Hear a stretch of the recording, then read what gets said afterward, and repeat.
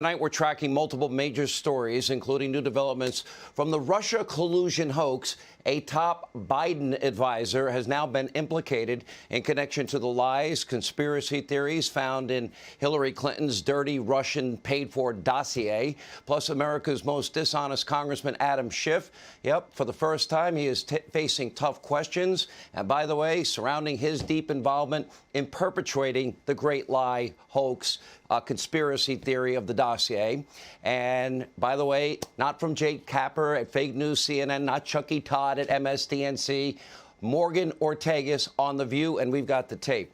But first tonight, we begin. It appears that Joe Biden has finally realized Americans are not happy with the U.S. economy. But according to Joe, the only fiscally responsible way to make things better is to pass the Build Back Better New Green Deal socialism plan and spend a couple of trillion more dollars that we don't have and rob our kids and grandkids blind and put it on social welfare projects that are pretty much destined to fail.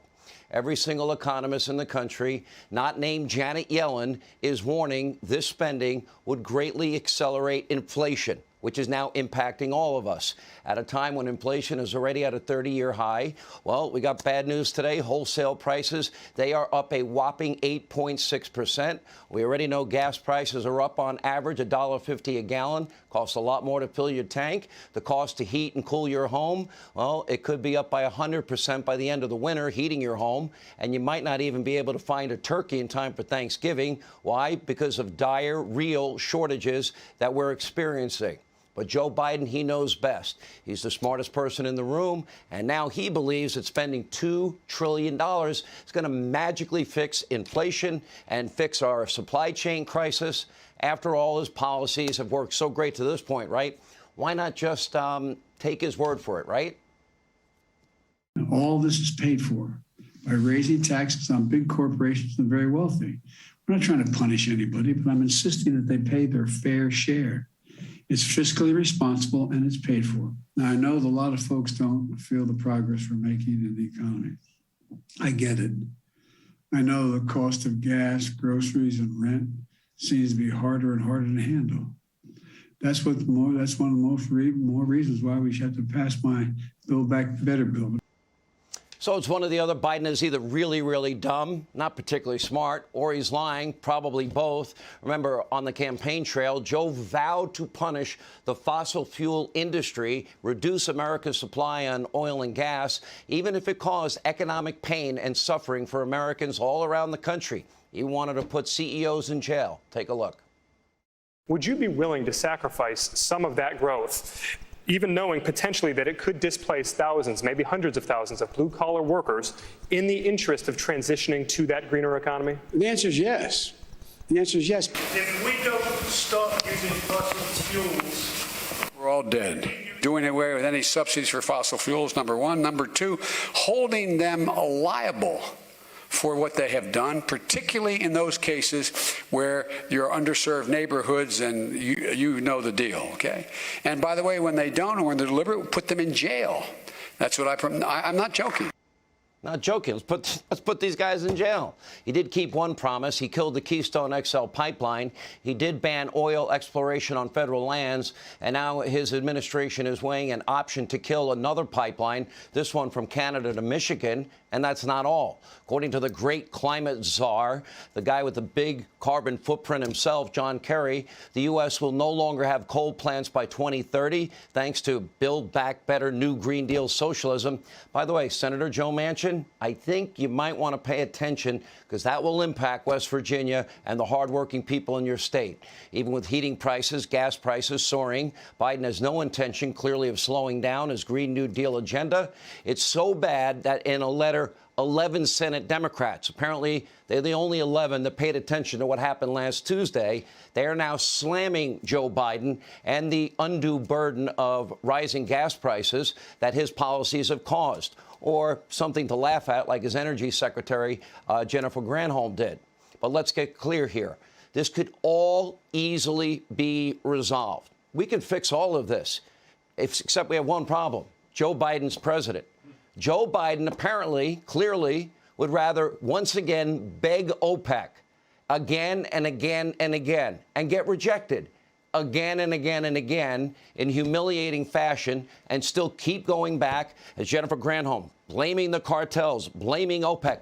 No, Jennifer, I blame you and I blame Joe. And if you really want to fix the problem, go back to the energy independence that you inherited from Donald Trump, who made us energy independent for the first time in 75 years. And that means we can create a lot of jobs right here in America, high-paying career jobs in the energy sector, and we won't have to care one whit about what happens in the Middle East or the Straits of Hormuz, and we'll be energy independent. If you have cheaper, better form, cleaner form of energy, I'm an all-of-the-above guy. Bring it forward. In the meantime, oil, gas, and coal are the lifeblood of the world's economy, and begging OPEC is not the answer. You know, we can drill for more gas right here in the U.S. We don't need to import any energy. Donald Trump gave you energy independence, and we were a net exporter of energy. We were supplying our Western European allies. Biden, he'd rather give the waiver to Vladimir Putin's pipeline than keep building out our own Keystone XL pipeline. That's American jobs. Now he's floating the possibility of draining our national reserves. Okay, that's a short-term solution. That's also risky. And tonight, our country is literally being led by some of the dumbest people. They're more married to their ideology, don't seem to care at all about who is impacted negatively the most. Poor people, the middle class. Build Back Better, New Green Deal socialism is probably the most idiotic, scariest piece of legislation I've seen in my 33 years in media.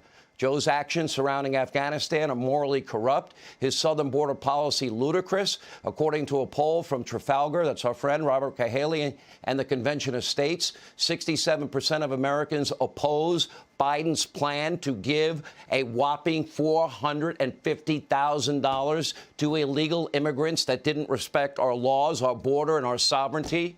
55% want the southern border closed, especially in the middle of the crisis that's ongoing down there.